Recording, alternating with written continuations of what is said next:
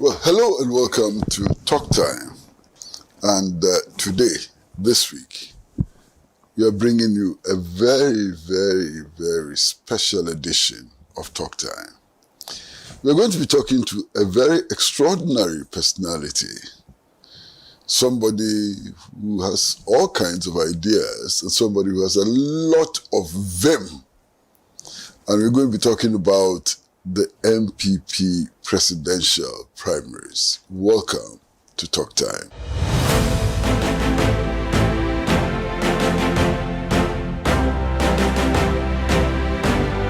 A convenience. Let me see your hand. Who are that?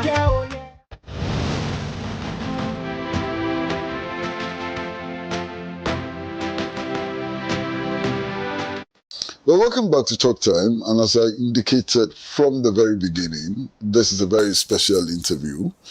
And it is my privilege to welcome to the studio, our studio at 48 Swanika Street at Belengpe, the Honorable Kennedy Agyapong. Honorable, you're welcome to the studio. Thank you very much. Honorable, we understand that you want to be presidential candidate of the New Patriotic Party. Is that right? Yeah, not just presidential candidate, but president. President of Ghana? Yes. We just don't need presidential candidate, but we need president. Of Ghana? Of Ghana. Yes, sir. Honorable, what convinces you that you are the best person for the New Patriotic Party? Okay. My answer is simple. First, I have role models. And the role models, they are pragmatic ones. A pragmatic leader like Dr. Kwame Nkrumah. When you look at the existing infrastructure in this country, about 60% of it was done by Nkrumah in the period of 9 years, from 1957 to 66. And up to now, we've not been able to match what he did. I go around the country and I see the works of Dr. Kwame Nkrumah. And he's been my role model. If any president in Ghana that I want to beat his record is Dr. Kwame Nkrumah. Wow. And if you give me 8 years, I'll beat his record. Why I want to be president is that, one, we need a selfless leader. 2, we need a bold leader. 3, we need a decisive leader. And 4, we need a pragmatic leader. Enough is enough of the theories. We've been propounding theories, we're going to do this, we're going to do that. And I feel, first, we are not on top of the game because we have to be brilliant on the basics. Mm-hmm.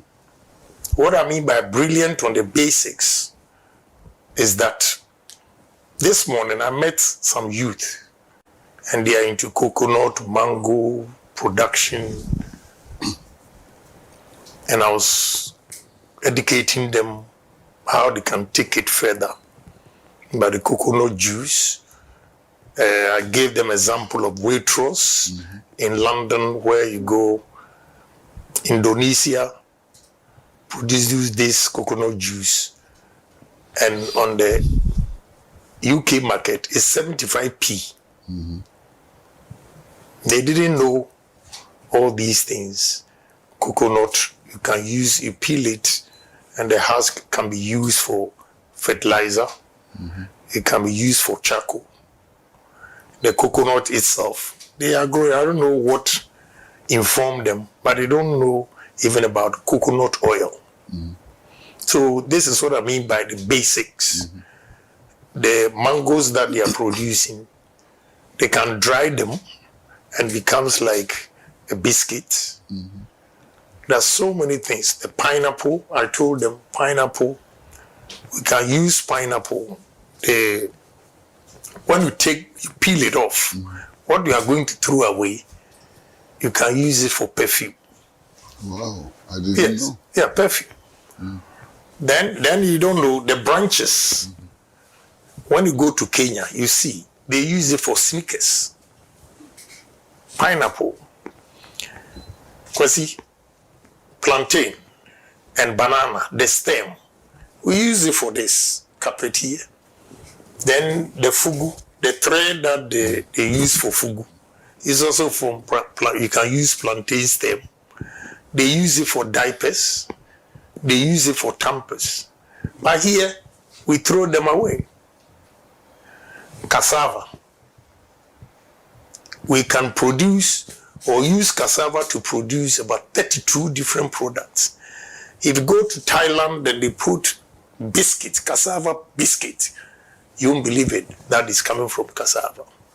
Can use cassava for starch. I always say that cassava is more important than gold and more important than cocoa. Because one product, if you can use it for one raw material, that you can use it for over 32 products, then gold can match it. And the essentials in it, the starch, almost every pharmaceutical industry, the tablets we swallow when we are sick, they put starch in it. So the demand for starch from our cassava that we use for garli, agbelima, fufu, and all those things, we can do better than that. We use cassava for ethanol. What are we doing? This is what I mean by basics. We have to be brilliant on the basics. When you go to maize, because you'll be surprised that Ghanaians, about 90% of the population, do not know that we have maize oil. One important personality, top official, came to my house in New Jersey. I was talking about this. He didn't know. I drove him to Whole Foods and bought a gallon of it. He said Mazola corn oil. And the corn is there. You see it. The labeling. You can use corn for ethanol as well. In Brazil uses sugarcane for the ethanol. America uses corn for ethanol. And this ethanol that I'm talking about, we have companies in Ghana here that import 2.1 million tons of ethanol. The last time I checked in 2022, it was $962 per ton on the world market. So if you are buying 2.1 million tons, you're clocking $2 billion. Wow. Meanwhile, we can use 47,000 acres of maize farm, 2 seasons, which is 94,000 acres straight, and you can produce 2.1 million ethanol, which is equivalent to $2 billion. What are we doing? You don't have to go to IMF. Case closed. So that is what I mean by we have to be brilliant on the basics. Without this, those talking about inflation, interest rate, the growth of GDP and all those things, it will not work. Because the fundamentals are weak completely. So we have to be pragmatic in all our decisions. Kwesi, do you know that this is chipboards? All these that you see, like the wood, is chipboards, either from the main sawmill, the byproduct that they're going to try. I was going to Bia East and I saw them burning it. Meanwhile, they use it for this. And sugarcane. Sugarcane, when you take the sugar out, you get ethanol. After ethanol, the byproduct, they compress it and they get chipboards. After the chipboards, the last byproduct, they use it to generate power. Almost every sugar plant that I visited in India, Kulapu, Lokna, and all those things, they generate their own electricity. And excess is supplied to the national grid with sugarcane. So what they were doing at Central Region, I was just laughing. They don't know what to do. So, Honorable, if you have these ideas, great ideas, want to rival Nkrumah or beat Nkrumah and so on, how come that some people close to you in your party appear to be putting obstacles in your way? Well, Kwesi, you have been in politics for so long. It's part of the game. To put obstacles in the way of something which because is good for the country? sometimes the truth hurts. I mean, telling you that people are being purists, that alone affects some people. They are not pragmatic. They will talk about GDP. They will talk about interest rate. They will talk about inflations. Meanwhile, they are not brilliant on the basics as I've given you. So obviously, when you say that, it weakens them and they tend to hate you. Instead of embracing your ideas and sharing these ideas, your vision with you, they tend to hate you. So, you know, in politics, that's the nature of the game. So I'm okay with it. What is your track record in the party? Are you a founding member of the party? When did you join? What have you done to build this party? Oh, I've done a lot for the party. Well, when you say founding members who signed, no. But we're the founding members when culture of silence, nobody could talk or speak. And Dubois started speaking, we all joined. So I joined this party when it was Dankwa Buzia Domo. And it was a man called Tanai Yabwachi. He was an ambassador, UN ambassador during Buzia's time. And after the coup, he stayed in America. That's the father of Ochehine. Ochehine's father. He used his apartment to start this organization, as we call it, Dankwa Buzia Domo. Then it grew. We changed it to NPP. So I've been part of it from 1991. Then came back in Ghana to support Dubois and all those things. And I never gave up. Dubois time, I stayed here for about 8 months. When I went back to America, I had lost everything and had to start life again. You know, I've done so many things for the party. And sometimes when we say it, they say, Agyapong, whatever he does, he talks about it. Why not? I don't know. Why This is my biggest problem in the party. I can tell you today that there's a proverb which says, a sheep sweats, but we don't see it, feel it, because of The skin. the skin. If I tell you what I went through, a whole officials planning that you should silence Kennedy Agyapong, don't give him businesses anymore, because when he gets money, he will be too powerful in the party. And they screwed me up. From 2021 to 2024, it was August 2024 that I got a contract. Wow. Yeah. So how did you survive? I've told you, I'm a pragmatic person. And I build businesses not based on politics. I build businesses looking at the demand of Ghanaian population. And I make sure I do quality things so that wherever you go, irrespective of my party affiliation, because you know I give out or sell quality products, you are forced to come to me. That is why I've survived. I can tell you, my co-stores, I'm the only person who has built co-stores with ammonia, the ammonia system. The freon is not expensive, but the ammonia is very, very expensive. And mine can go as low as low temperature, minus 25 degrees. So it attracts a lot of people. They come, just they say, after taxes, somebody has given me $24,000, 3 months for renting one room. He has no choice because he doesn't want his fish or chicken to get spoiled.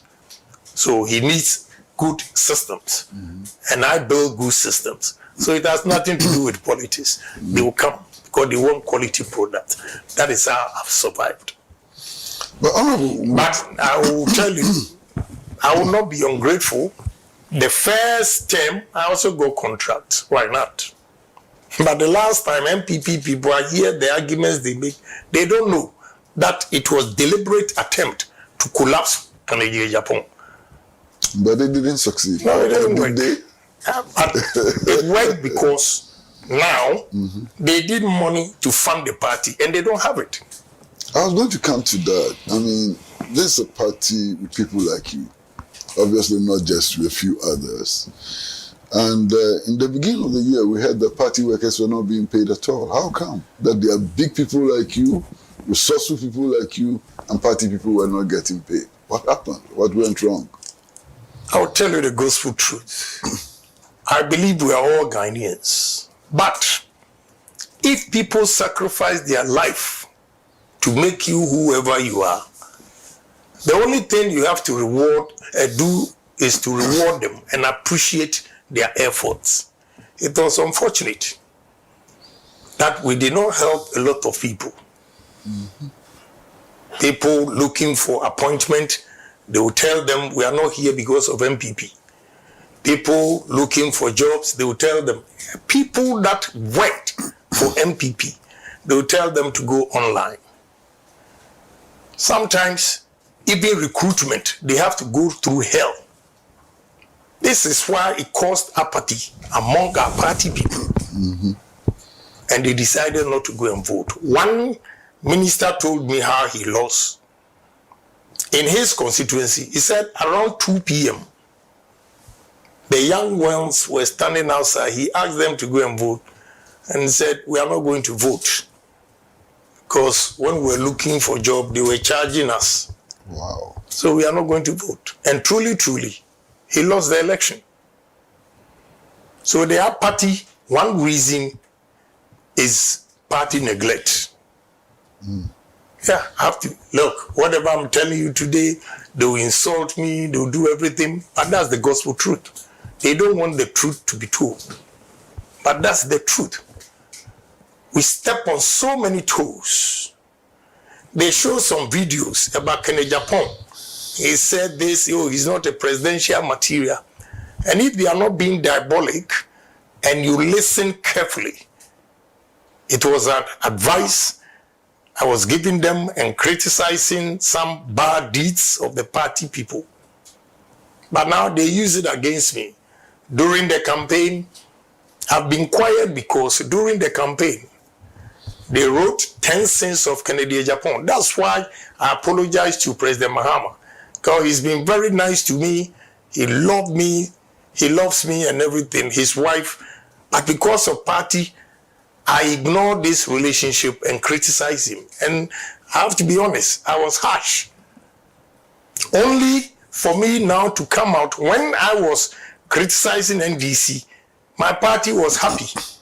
But when I decided to contest, was the time that they used all the things against me. All the things I used to defend NDC became a sin. And they circulate around 10 sins of Agyapong. So now I'm quiet. Because my argument is, in the Bible, they have 10 commandments. And since Abraham's time, they've not added one to it to make 11. So 10 sins of Agyapong, I'll not go and say anything for you to add 11 sins or 12 sins. That is why I'm quiet. But how can you campaign when you're quiet? No, campaigning, like what is going on, I can say a few things about mistakes NDC is making. But now I'm not going to say it. Country broke, broke, we day inside.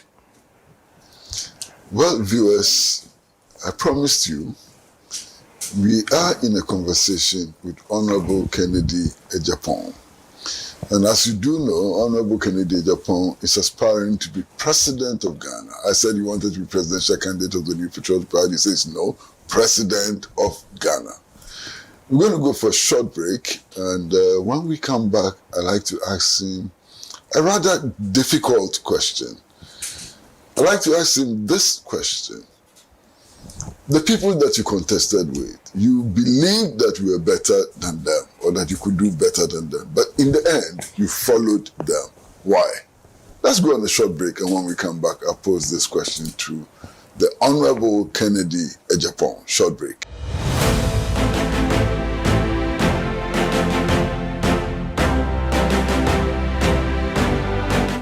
convenience. Wow. LPG, let me see your hand. Ooh, I got yeah, oh, yeah.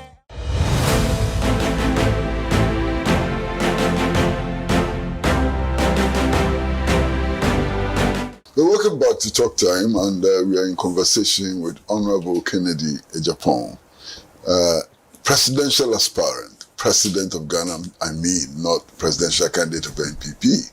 And he's in the studio, and we're having a very good conversation.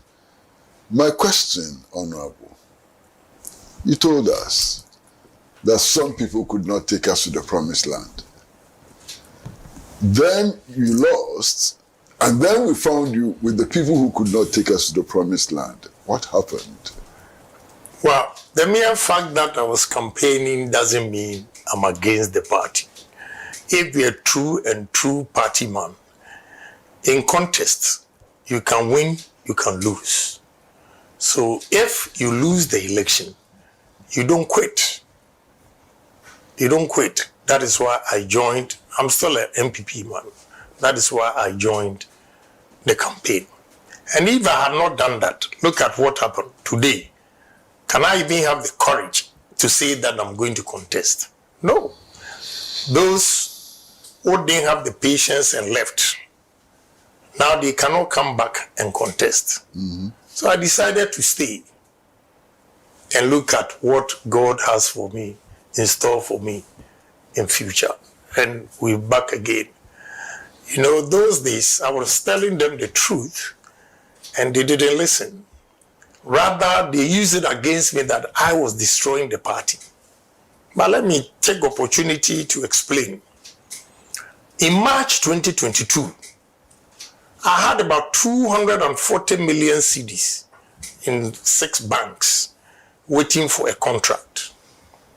It delayed, and after that, it didn't happen because I came out openly to contest. I gave a contractor $100,000 to buy doors from Turkey for me. And the invoice he gave me was 600,000 cedis. In August, when the goods arrived, he needed 100,000 to clear them, and he came. The invoice of $100,000 in August 2022 was 1,550,000. Why? Yeah, because of cedi depreciation. I was shocked. So when I gave the check, then I went back to calculate. In March 2022, the 240 million cedis was equivalent to $40 million because it was 6 cedis to $1. Mm-hmm. That is why I gave him 100,000 and he gave me invoice of 600. The same 100,000 in August 2022, it was 1,550,000. So I went upstairs and started calculating the value in dollars. Mm-hmm. The $40 million in March 2022 was 15,483,000. If you like, strike 240 million divided by 1.550, and you see $15,483,000 from $40 million. Money in the banks that I've not used, taking risk to do business, and all gone. Yeah. Just sitting in the bank, the depreciation, I lost almost $25 million. Am I the only businessman in this country? Colleagues, businessmen were also going through the same. And when they see me, they say, you people, we are waiting for you. I went to a Greek bank to transfer money to a Chinese supplier. And they gave me the rate. I said, wow, it's too expensive. Can you do something? For the first time, the lady, anytime I went there, she was quiet, never talked about politics. But this time, she was behind me when I was talking to her junior colleague. Then she retorted, Nanyama Namo say, when your fundamentals are weak, your exchange rate will expose you. Also, the among crying. I was shocked. She would say that to you? Yes. A week later, I went to a great bank. There was a beautiful lady, we always joke. I got there, cracking the jokes. Normally she would laugh, but this time she was cold. Then I asked her, who could I said, honorable, we could me podia. Send come de. So how can you make such a statement?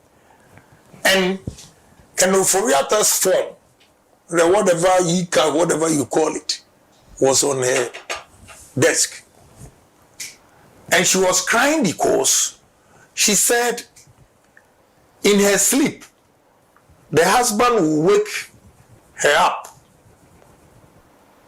Why? What is wrong?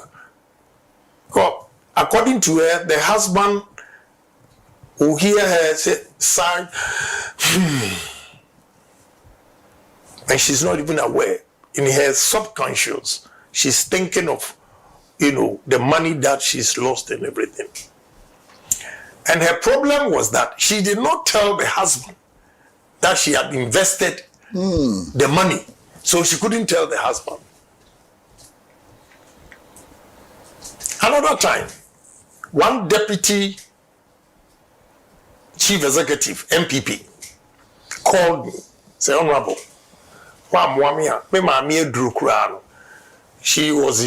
she was a nurse in UK, came back, invested a pension in these bonds. Now, and listen to what she said. Say, I did finance in Toronto, University of Toronto. But what Ken Oforiatta has brought, I don't even understand.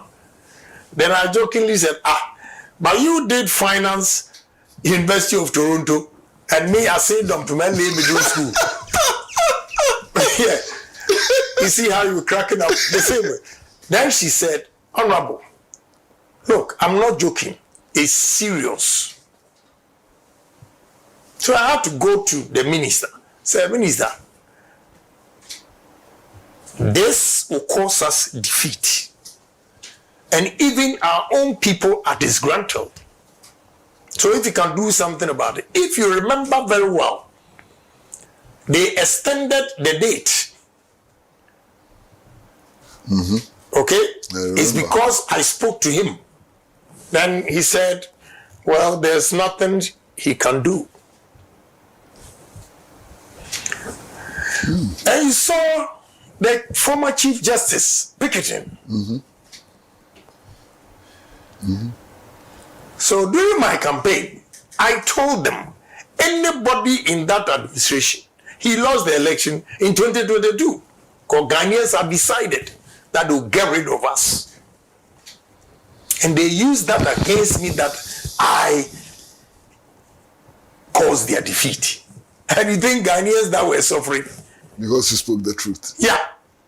They use that. Some candidates go around, because of him, we lost the election. Did I say that when the fundamentals are weak, your exchange rate will expose you? The lady quoted it at the Great Bank. Did I say that I'm going to lock the dollar, is under lock and key, and give it to police or whatever? And you think I'm the only smartest human being in this country that did not listen or heard? And when they are losing their business and take a decision, now you use it against me that I caused the defeat. Today is an opportunity for me to explain this. Look at NBC adverts. The number of adverts, what Baumia said that they used against him, and compare to the number of adverts they said I have said that. They've never been fair. You see, they've never been fair. But I leave it to God. All the things I said was a caution to them. If they had listened to me, there wouldn't have been this humiliating defeat ever. But they didn't listen. Because the whole party machinery was against Kennedy Agyapong. But Honorable, those who didn't want you to win, let me put it mildly, those who didn't want you to win, they are still there. So what convinces you that this time round you will win? The people who obstructed you, they are still there. They don't have the power. Okay. They don't have the power. This time, Obia Nubia. People are not afraid of them. They were coerced. They were threatened. MCs, they were forced. If not, they'll remove you. Chief executives, they'll remove you. Ministers, they'll remove you. And few of them, I can quote Edward Boating, who openly supported me. They sacked him when he not sacked as such. When he was 60, a day before 60, they asked him to pack. They couldn't wait. Yes. So they threatened a lot of people, and they were afraid. Some to lose their jobs, they had to stay wherever to make sure. But because we're not bold, look at what happened. We lost. Well, now we see some of the things still happening. MPs, they jump into buses and cars and they go and pledge allegiance to one candidate. Former DCs and MCs, they pack themselves into cars, they go and pledge allegiance to one candidate. This is what happened. It's happening again. You see, let me tell you, Kwesi. Yes, sir. As a leader, you should have your strategy. Do you know the number of people who have come to me? But I say, let's work together. I don't do those optics. So I'm not scared. Even when 136 parliamentarians were against me, only Cynthia Morrison, Honorable Cynthia Morrison, came out to support me. And you see what they did to her.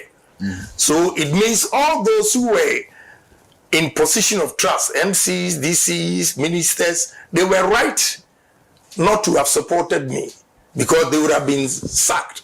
Like they did to Cynthia Morrison. They ganged up to make sure that he lost the primaries because he supported Kennedy. So I forgive all those people that out of fear voted against me. This time, they have the freedom and the right to choose a candidate that Ghanaian loves to lead MPP. A candidate that Ghanaians have confidence to solve their problems. A candidate that the youth are yearning for to come and create jobs for them. And I know most of the people that voted against me are discerning, they've regretted, and I'm hopeful that this time around, God will lead me through. US, we're going to go for another short break, and when we come back, I'd like to find out more from Honorable Kennedy Agyapong. Your name sometimes they say is Akompreku. I'd like to find out whether that's your true name or is a nickname. I mean, Akompreku may be Ifrihifa. So short break, and when we come back, we'd like to know what this Akompreku thing is about.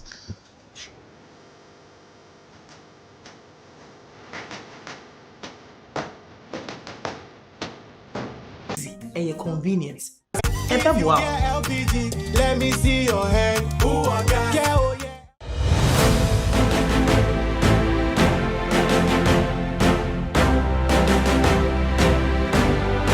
Yeah, welcome back to Talk Time, and we are in a conversation with Honorable Kennedy Agyapong.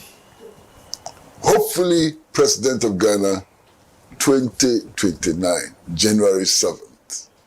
Now, Honorable, I hear people call you Akompreku. What is that? I mean, is that your title? Is that your name? Akompreku is just a title of those who live along the banks of River Pratt.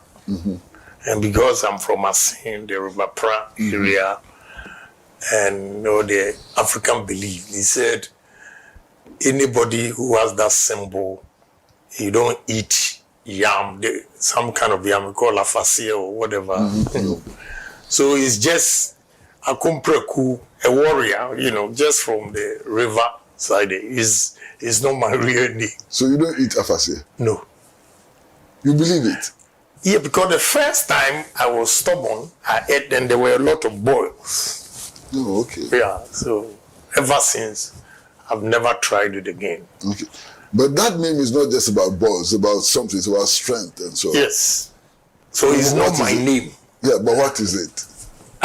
What does it add to you? Simply straight talker, fearless guy, you know. But that seems to be true. But if he says so. That appears to be true because you talk freely. Yeah. You know, no bones broken. Yeah, because I'm bold. Right from inception. You can check from Kumasi, at South College, Winneba, and all those things. I've always been a fearless and bold guy. I'm not afraid. I only tell you my peace of mind. And one thing good about me is, let me have an argument with you today. When I leave here, that's it. Sure. I don't think about Kwesi Pratt, what I'll do to him. You know, some people are so malicious. When they speak to you, they go back and sleep over it and what they are going to do. And 5 years they're planning to get you. You know, when I speak my mind, that's it. I don't have anything against you, you know. Honorable, can we spend a little time to talk about the arrangements? There's been a lot of talk about top-down approach, bottom-up approach, and so on. The arrangement for the election of the presidential candidate, are you comfortable with it? Well, at this point in time, I don't have a choice than to go by whatever they are saying. But I was of the opinion that we start from bottom up.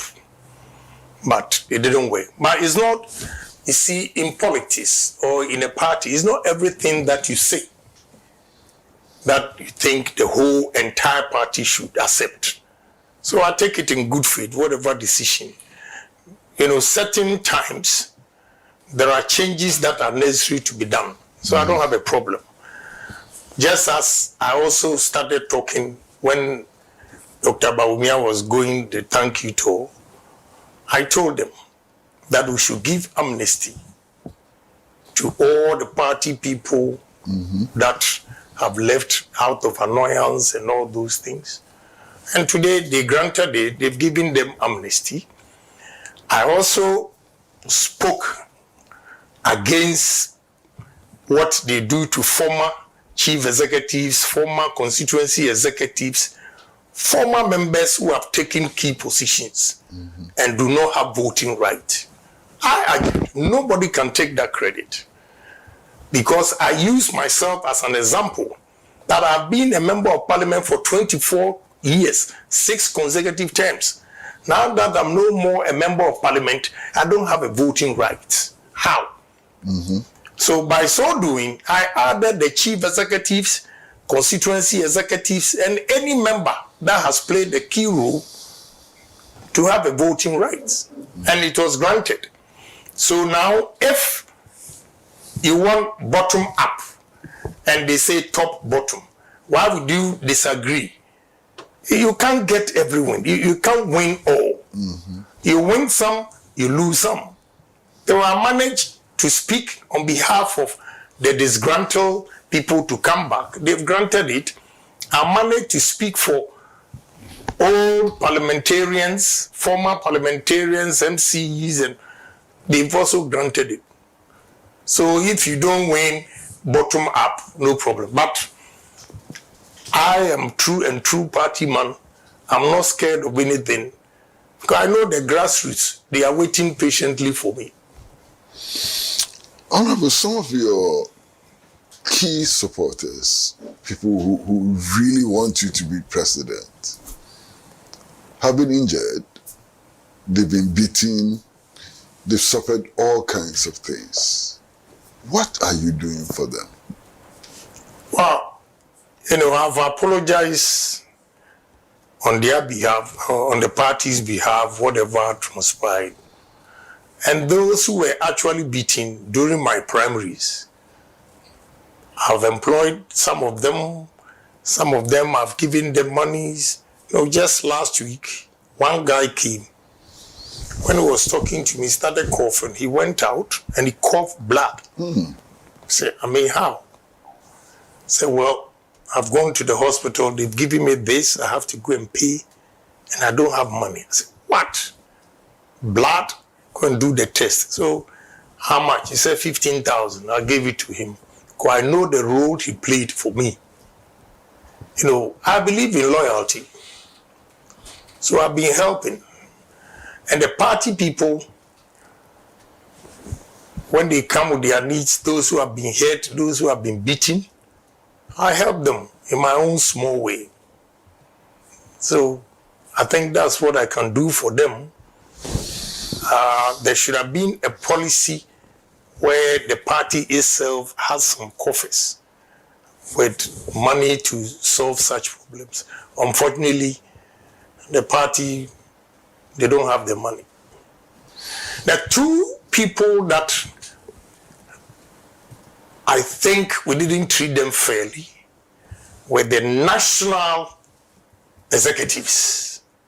They didn't have the power to use their own mind to run the party. They didn't. Because they didn't have money. Nothing. Two, the chief executives, the district chief executives and metropolitan chief executives. During Kufuor's time, monies were going into the assemblies, and the MCEs or DCEs could give contract to the locals. This time, it was completely different.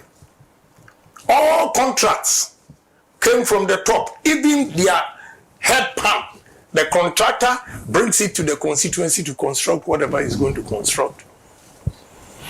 President Kufuor's time, carpenters in various constituencies were allowed to produce chairs and tables for schools. This time, contractors, you are there as chief executive and you bring the tables and chairs for a school that you are not even aware. And because of that, they became so unpopular in their constituencies. I want the constituents to forgive them because they were not bold to speak about the challenges they were confronted with. But I knew that they didn't treat the current or just former constituency MCs and DCs like President Kufuor did. That one I have to speak the truth. You can kill me today, tomorrow, I still maintain my position. Some of them were afraid to speak. I remember I met their dean at Achiasi. He lamented this and I told him, why don't you come out? You have to demonstrate. But they kept quiet. And now most of them have become so unpopular in their constituencies because they couldn't speak. I will speak. Today, you see the way I'm talking, I'm calm. I'm not banking on this. I'm not doing that because I'm old. I'm matured. And to confess, I think it was good I lost the first time because the defeat has humbled me. That, that's the good side of it.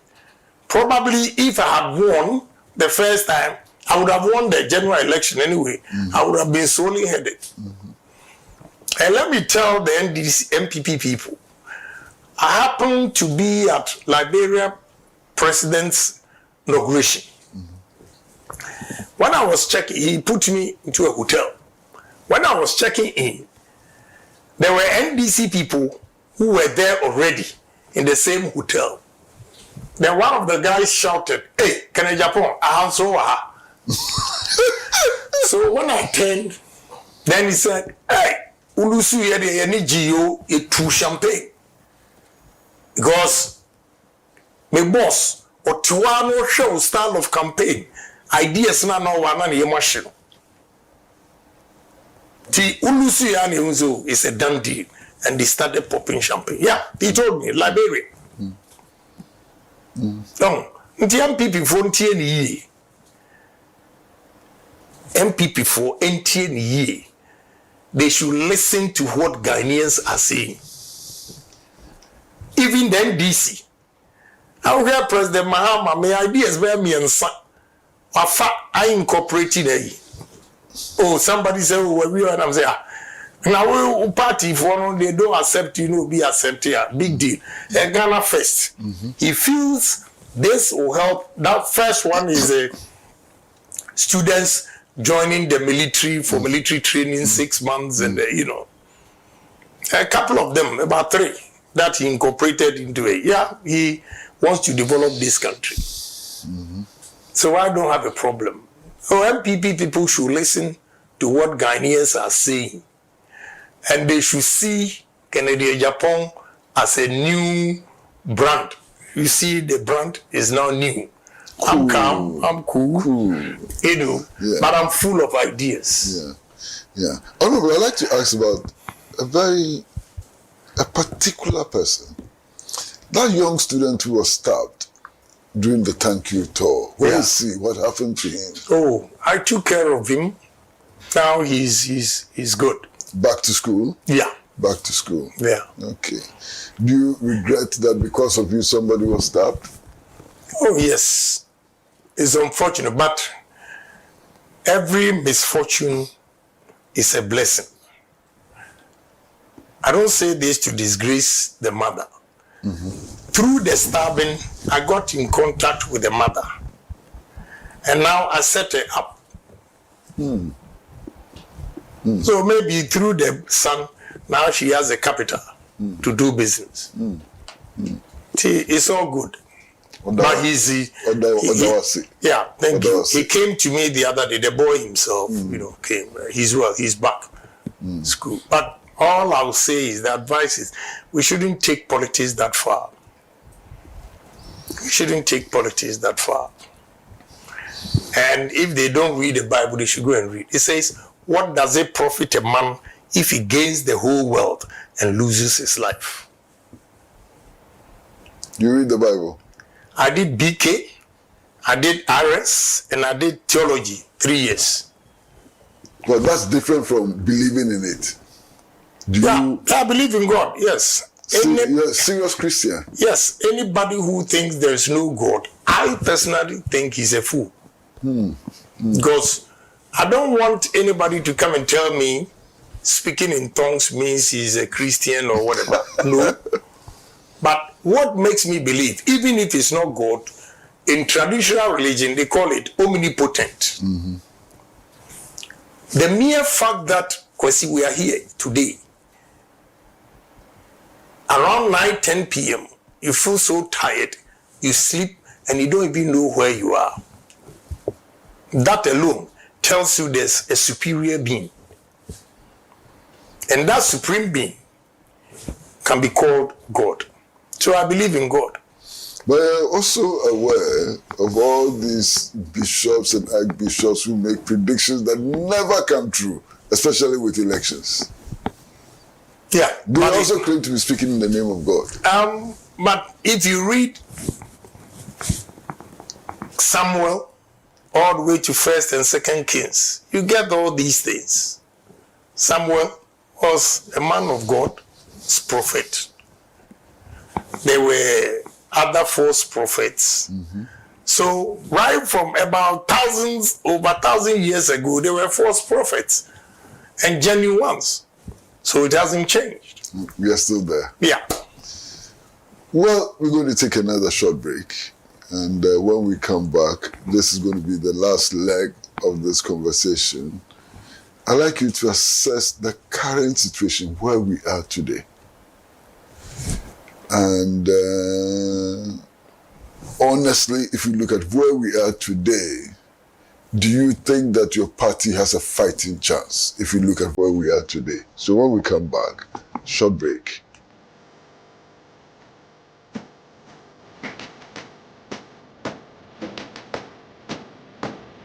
A convenience. Wow. LPG, let me see your hand. Ooh, I got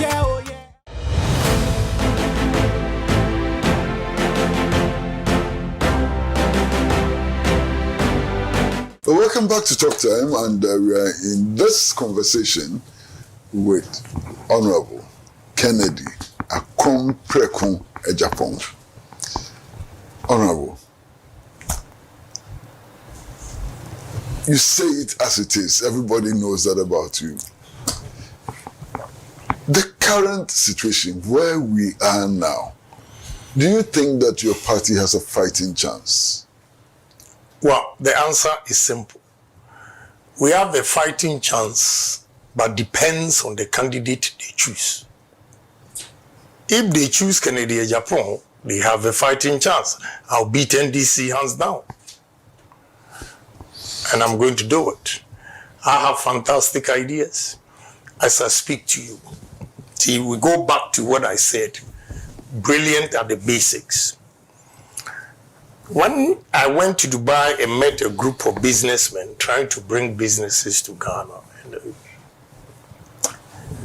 just cherry tomatoes. The demand on European and Asia market, you have no idea. From Accra Place, Pram Pram, all the way to Aflao. What are we doing? What are we doing? I met a guy, he has invested in cannery, tomatoes, factory in Senegal, Gambia, Guinea, and Cote d'Ivoire. He said,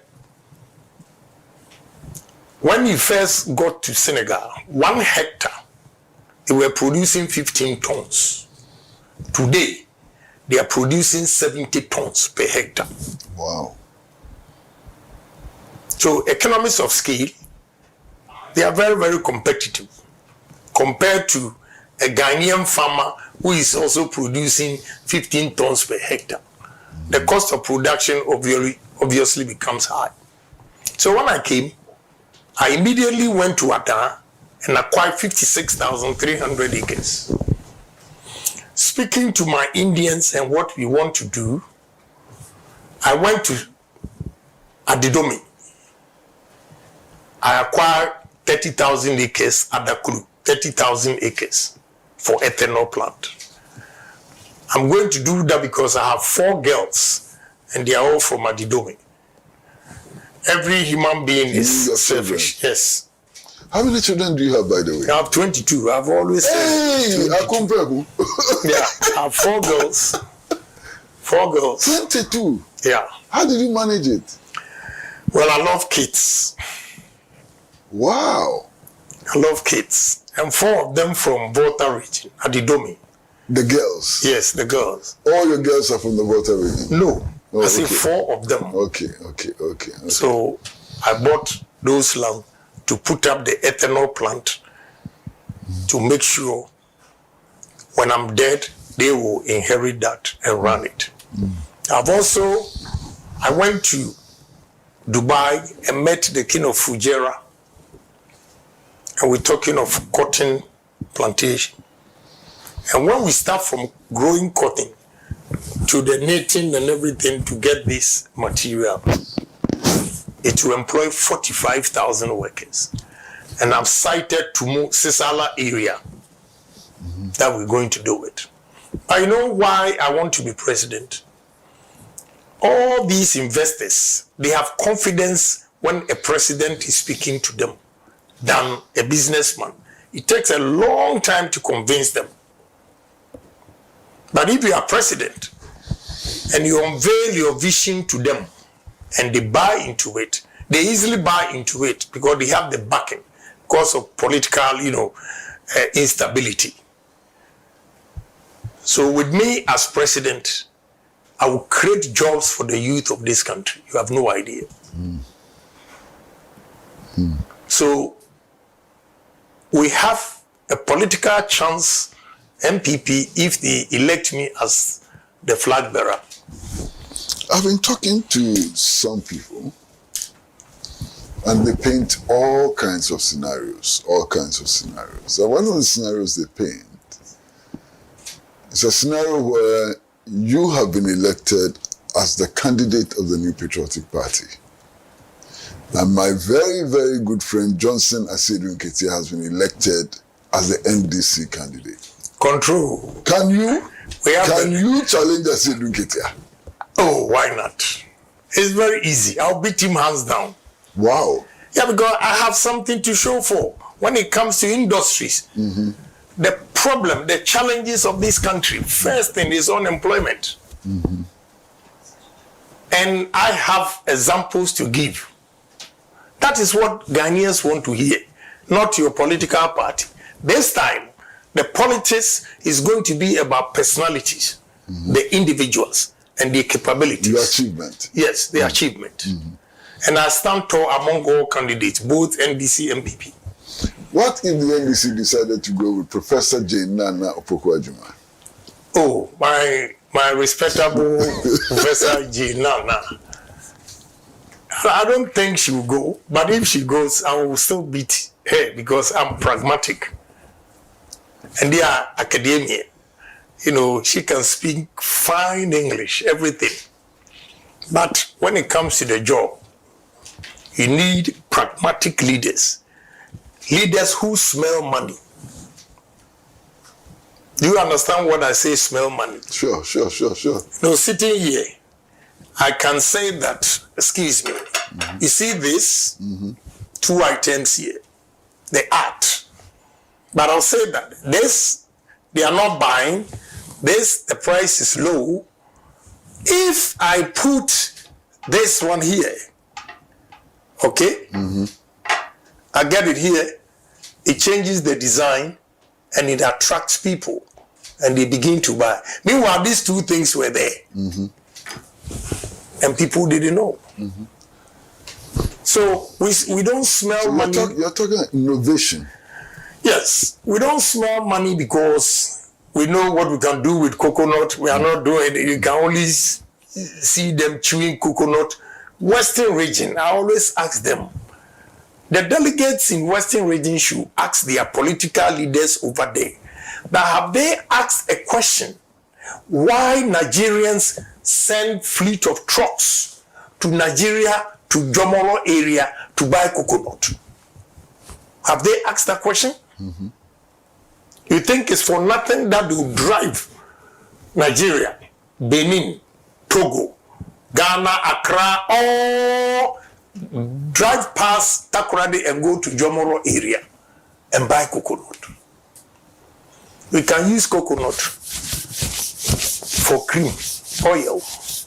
We can use coconut for coconut oil, food. We can use the husk for charcoal, for exports. The machine you need for the charcoal is $200,000. We can use it as a fertilizer. Go to cocoa board. They use the coconut husks for their seedlings. So many things we can do with coconut, but we are not. That is what I mean by smell money. Another one is, last month I went to Togo twice on a business trip. On my way, I saw the land from Accra Plains all the way to Aflao. Jesus Christ. I asked myself, do we have leaders in this country? And let me praise this man too. You know, we come here, we talk back, and go. You are matured enough. You remember the way we teased or laughed at Agyapong. Now, I respect him a lot. You know why?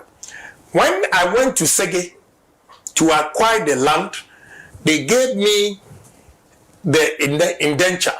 When I went to check our lands, Agyapong had acquired 24,000 acres of that land, the 56, for cattle rearing. Dated back 1977. You see the vision? This is the kind of people we need, not the English. Case closed. They will come and tell you interest rate, inflation, GDP. If you are not brilliant at the basics, you cannot achieve your interest rate targets. You cannot achieve your GDP, above whatever that you want. You cannot. Honorable, finally, you have been elected presidential candidate of the New Patriotic Party. The NDC has elected Julius Deborah. Right. Wow. I'm not intimidated at all.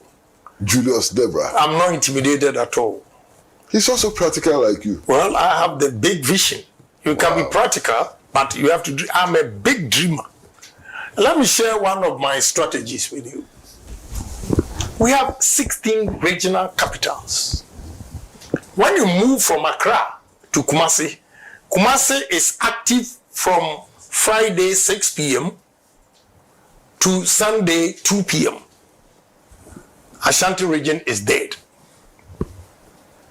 Because there are no businesses there. And you cannot determine the growth of the economy by the market women. No, that is not how you assess growth. So my first approach is that Accra is choked. We have to decentralize most of the ministries. First, Minister of Energy will go to Western Region. 2, Minister of Education will go to Central Region. See any Brofo? You give them education. 3, Ashanti Region is big area. You give them lands and forestry and works and housing. Northern Region, you take Minister of Agri because they have huge, vast lands that we can develop. Minister of Trade, Eastern Region. You give Sunyani Environment, Science and Technology. You continue to Upper East. Why? Because when the ministries are moved, one in Greater Accra, all those ministries, we're going to turn the ministry enclave as a financial hub. As a financial hub. Then we'll use why it is easy to start moving the ministries is that all the regional administration in the various regions are underutilized. The capacity.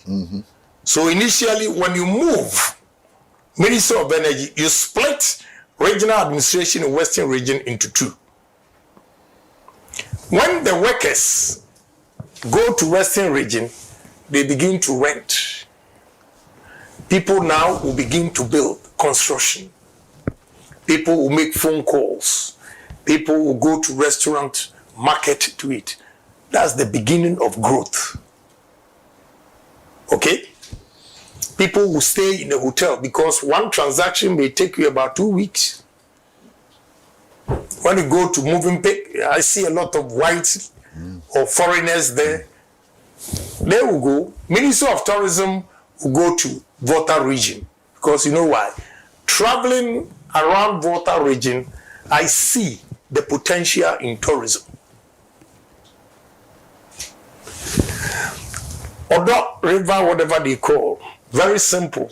This young man came to visit me in Dubai and I showed him. This is what I mean. We are going to dredge the Odo River below sea level, clean everything, make sure we sack all those quarters, build affordable restaurants, we put boats, and I've tracked it. It starts all the way from Insawam. So can you imagine the tourism industry? What we are going to do? I showed him another right in the middle of the sea in Dubai. They've created an island. Ghana is the center of the world. And we don't have a hotel with the name center of the world to attract tourists to come to. We are going to build a hotel in the sea. It's possible. I have seen it worked elsewhere, and therefore it's going to work. Meridian. Yes. Honorable, thank you so very much. Thank you so much for coming. Thank you very, very, very much, Honorable. Thank you. You're welcome. Thank you so very much. Thank you also for giving me opportunity. No, it's good for us. It's good for us. Thank you. Maybe better for us than you. So thank you very much for coming. Now, viewers, we've been engaged in a conversation with Honorable Kennedy Agyapong, who wants to be president of Ghana, and he has shown us why he wants to be president of Ghana. First of all, by becoming the presidential candidate of the New Patriotic Party, and then. We hope that he will come back again many times as the campaign intensifies, as the struggle to improve Ghana intensifies and so on. We will pray that he comes back again. But until then, it's goodbye from all of us at Pan-African Television, the producer of the program, George Viner, and all the people in the MCR. I'm not so sure who they are today, Akakpo and the team, you know. So it's from all of us. Thank you very much. Stay with Pan-African Television. Until we see you again. Bye-bye.